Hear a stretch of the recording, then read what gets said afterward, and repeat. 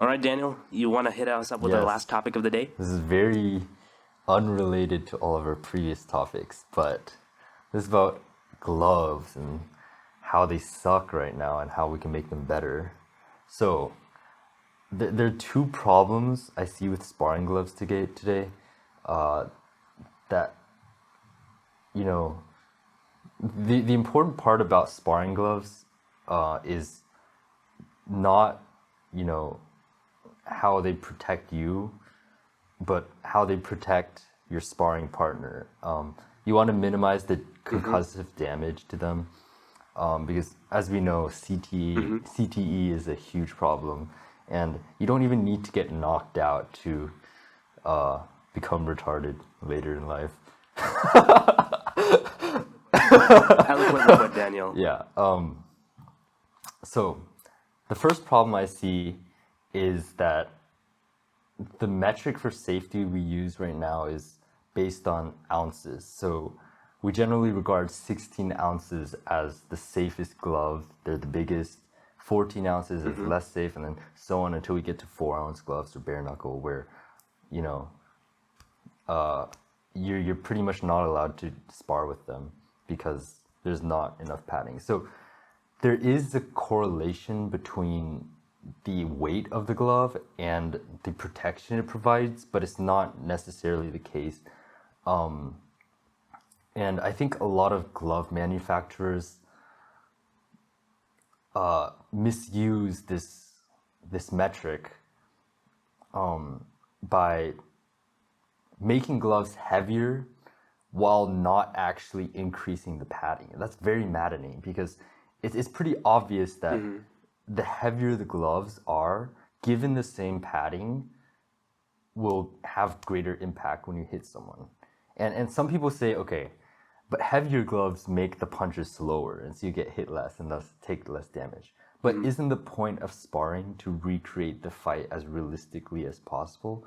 Ideally, you would want the punches coming at you as fast as possible with the least amount of damage so that you can realistically train your timing and movement and stuff like that, right? So if you have heavier gloves, you'd either have to punch slower in order to have the same amount of damage as the lighter gloves, or punch at the same speed, but obviously deal more damage. So both are worse than just Mm. having lighter gloves with the same amount of padding. So this 16-ounce like standard for sparring gloves needs to go away because I think we can definitely make sparring gloves lighter with the technology, the like materials that we have now, while still having the same amount of padding. And I think that will make things a lot safer. Another problem is also we use the size of the glove as a metric, but it makes blocking very unrealistic. So, for example, I have gloves right here. These are twins, Muay Thai gloves, 16 Mm-hmm. ounce, and they're huge as fuck. Look at this. This is my fist. Oh, This is wow. how big it is. It's literally two or Mm-hmm. three times bigger than my fist. And so in boxing and Muay Thai, sometimes we cover up like this, right? But do you see this huge Mm-hmm. triangle right here? Like if I do this, the Yeah. punch will just go straight through. But if I'm wearing this, I don't have the other glove with me right now, but imagine I have both right here. This like protects so much more. And if the other person Yeah, with the and the other same guy's glove, this punching with a just glove. blocks. It just bounces off the forearm. And Mm-hmm. it's so frustrating whenever you watch MMA fighters like who probably train in these big gloves. Like they get hurt and there's like, oh, and then they just get hit like immediately. It's so frustrating. Like if you train with smaller gloves, then you're forced to parry more. You're forced to, instead of just doing this, you have to go like this and like that in order to block. Mm-hmm. And also it'll Mm-hmm. force you to use your head movement more. And you're not Mm-hmm. just gonna stand in front like trading punches like this, so unrealistic.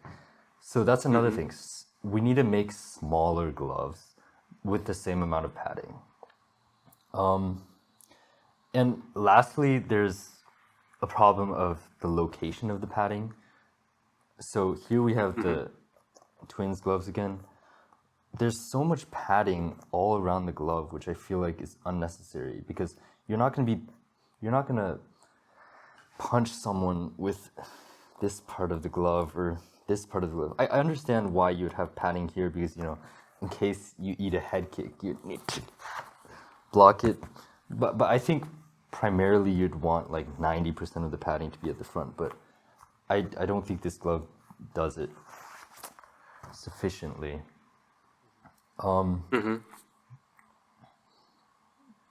So, in summary, the goal is to make gloves that are small, compact, and as light as possible while maximizing the amount of padding in the right places.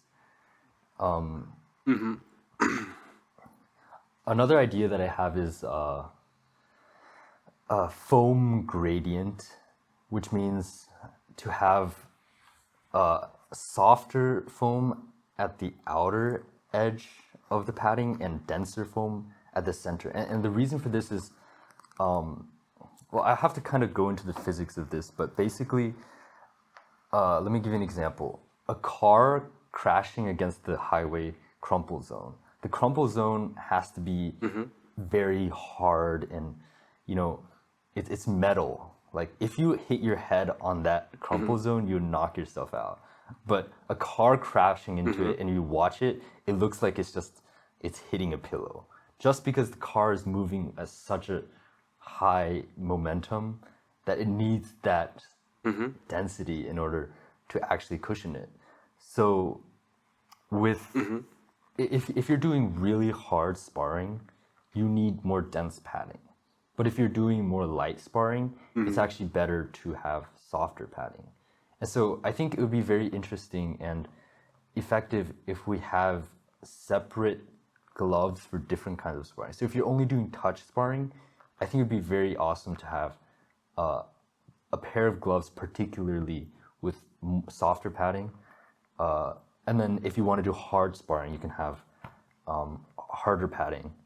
And maybe you can have a combination of both where you have gradient, like I said, where the outer layer is softer and then gradually it becomes more dense as you get close to the knuckles.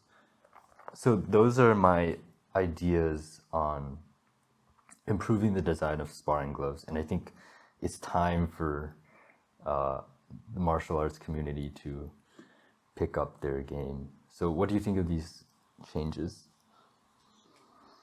So here's the thing, right? Pros usually have multiple forms of gloves. But they don't usually designate them between different types of sparring. They have bag gloves, which they hit the bag with, and then they have sparring gloves, and then they have pad gloves, and they have as many pairs as they need.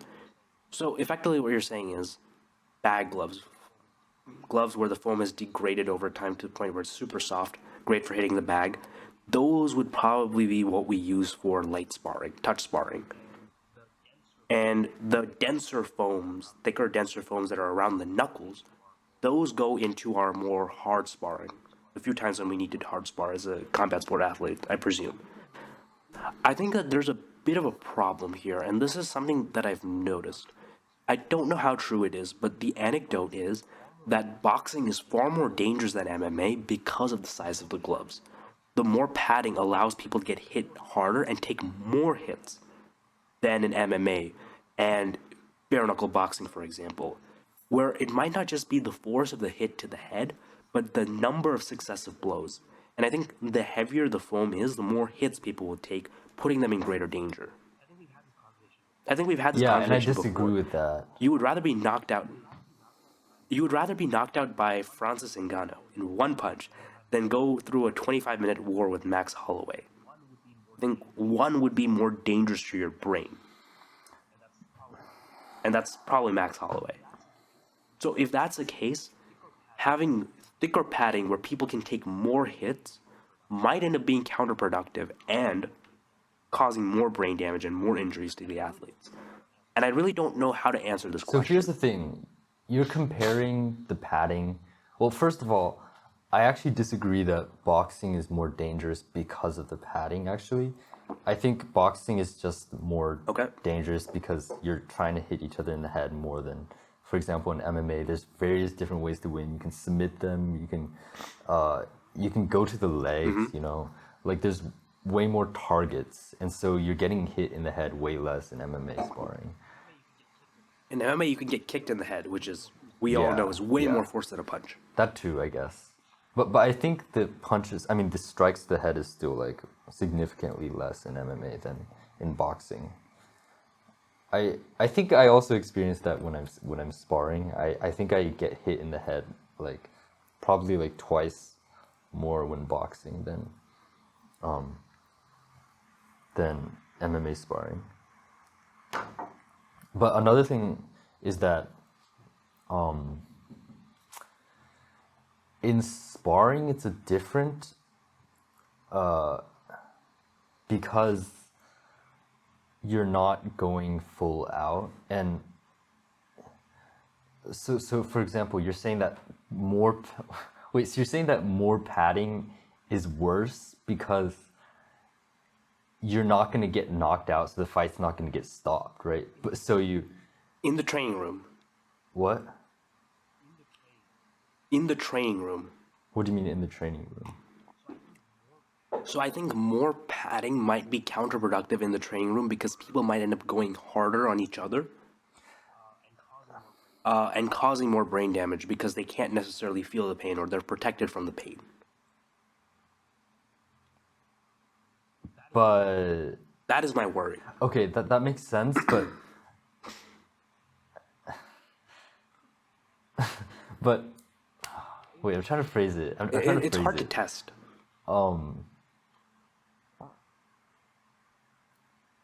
But given the same amount of damage, like let's say given the same amount of concussive damage, if you have padded gloves, you're able to go more realistically, right?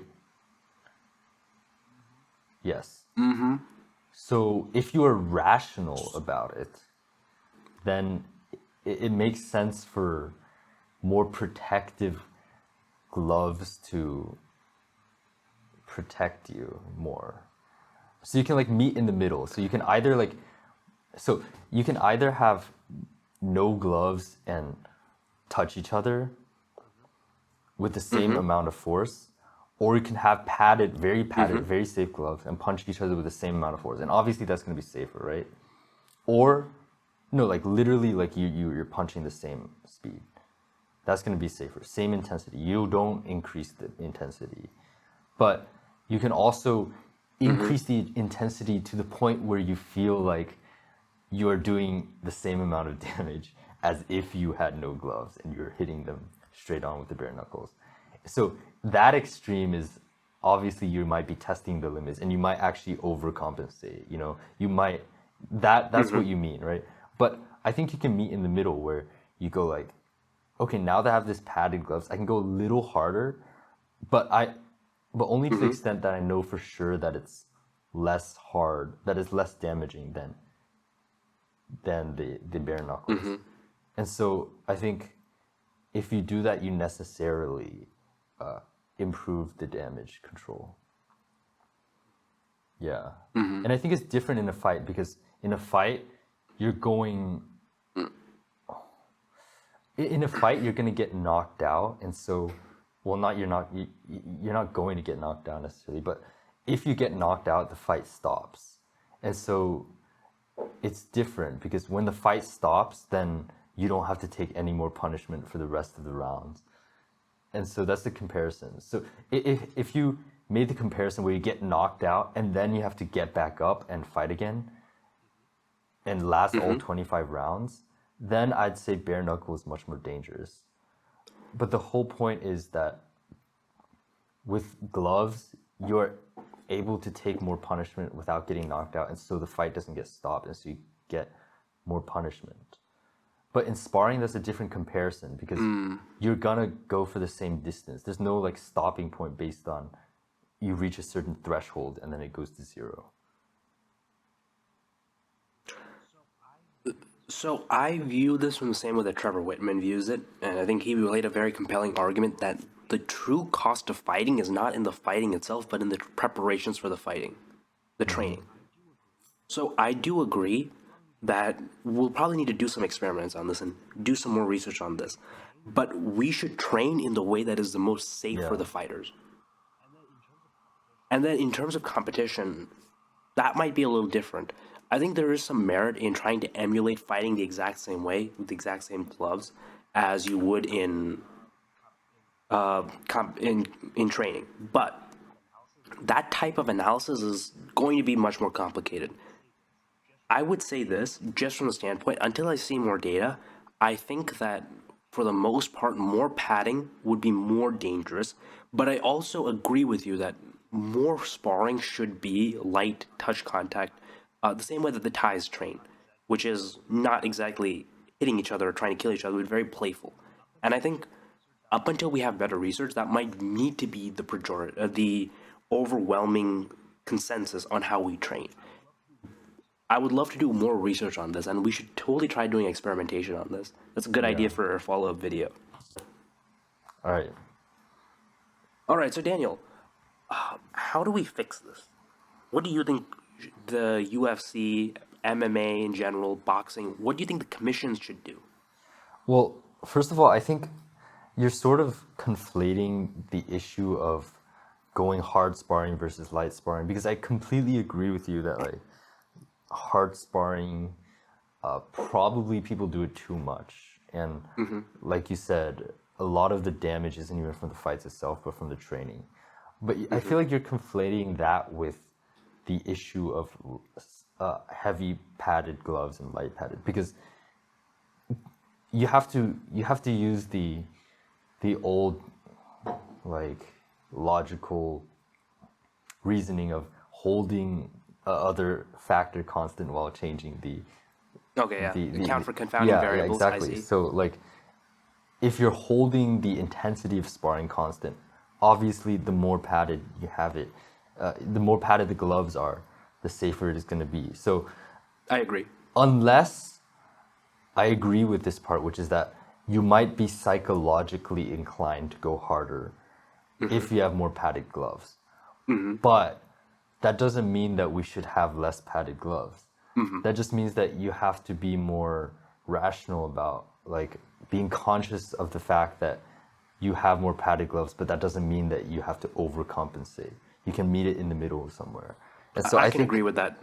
I think maybe like the culture needs to change where we go light but also have the maximum protection. So it's best of both worlds. You know, I just noticed there's been a constant trend between all four topics where we're saying that there's a problem. The solution isn't to ban it or to change it or do massive regulations, but just to change how we approach it culturally. Interesting, yeah. So I think this dialectic is accomplishing its goal. Yeah. But Awesome. back onto the topic of this. So, what do you want from Dana White? What do you want him to do? Listen up, Dana. This man's dropping some bombs.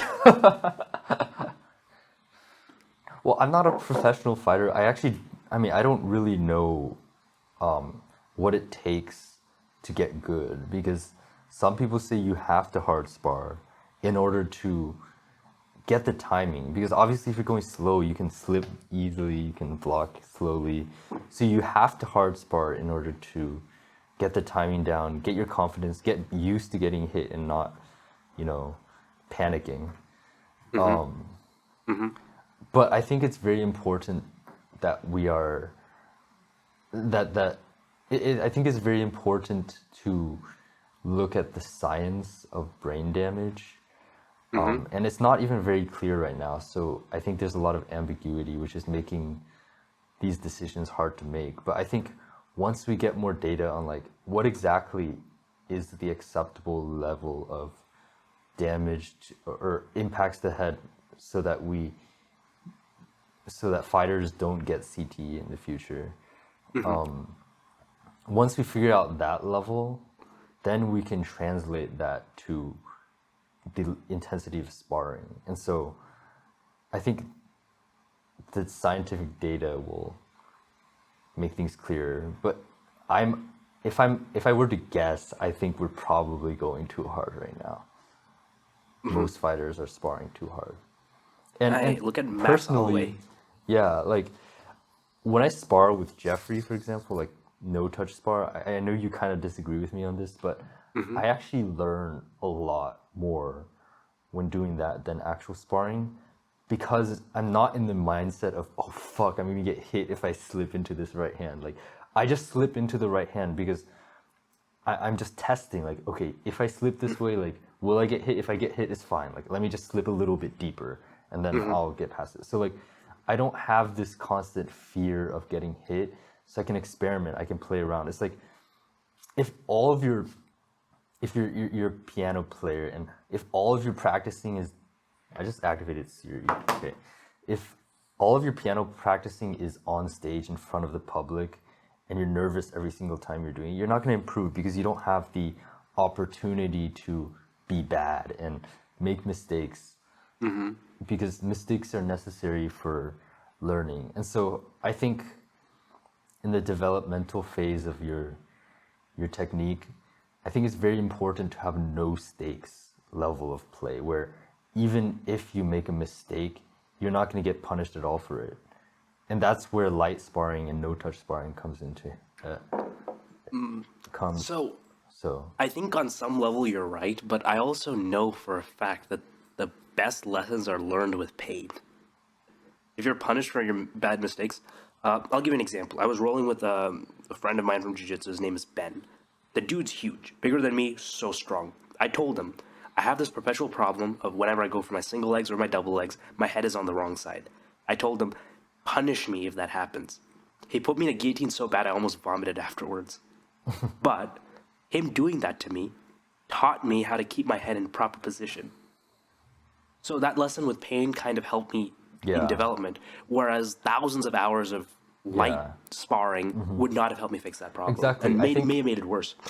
here's the thing, like light sparring and no touch sparring is where you develop your hypotheses and then you test the hypotheses in actual sparring. So I think like the ratio can be like 90% light sparring and then 10% you test if the things that you figured out actually work in actual sparring.